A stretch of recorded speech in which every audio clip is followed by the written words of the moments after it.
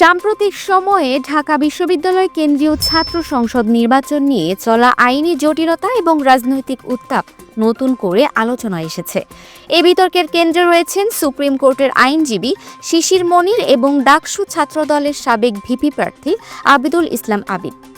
ডাকসুর নির্বাচন স্থগিত সংক্রান্ত একটি আইনি মামলায় আইনজীবী শিশির মনিরকে ঢাকা বিশ্ববিদ্যালয় কর্তৃপক্ষের পক্ষে লড়ার জন্য নিযুক্ত করা হয়েছিল। প্রাথমিকভাবে হাইকোর্ট এই নির্বাচন স্থগিত করে দিলে তার সমালোচনা হয়, কিন্তু পরবর্তীতে শিশির মনির চেম্বার আদালতে হাইকোর্টের আদেশটি স্থগিত করাতে সক্ষম হন, যার ফলে ডাকসুর নির্বাচনের আইনি বাধা দূর হয়ে যায়। এই আইনি সাফল্যের জন্য সুপ্রিম কোর্টের আইনজীবী ব্যারিস্টার আক্কাস চৌধুরী সহ অনেকেই শিশির মনিরের ভূমিকার প্রশংসা করেছেন। তবে এই আইনি প্রক্রিয়ার মধ্যেই একটি নতুন বিতর্ক তৈরি হয়।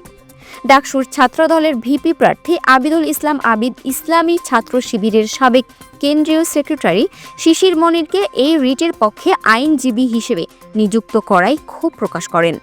তার এই মন্তব্যে রাজনৈতিক মহলে নতুন করে আলোচনা শুরু হয়। এই মন্তব্যের প্রতিক্রিয়ায় শিশির মনির বলেন, তিনি আবিদের মন্তব্যকে ব্যক্তিগতভাবে নেননি এবং তার প্রতি কোনো ক্ষোভ নেই। শিশির মনির তার পেশাগত দায়িত্বের কথা উল্লেখ করে বলেন যে তিনি যে কোনো পক্ষের জন্য আইনি সহায়তা দিতে প্রস্তুত। তার এই বক্তব্য থেকে বোঝা যায় যে তিনি পেশাগত এবং রাজনৈতিক মতাদর্শকে আলাদা রাখতে চান। এই ঘটনাটি বাংলাদেশের ছাত্র রাজনীতি এবং আইনি পেশার মধ্যেকার সম্পর্ককে নতুন করে আলোচনার কেন্দ্রবিন্দুতে এনেছে।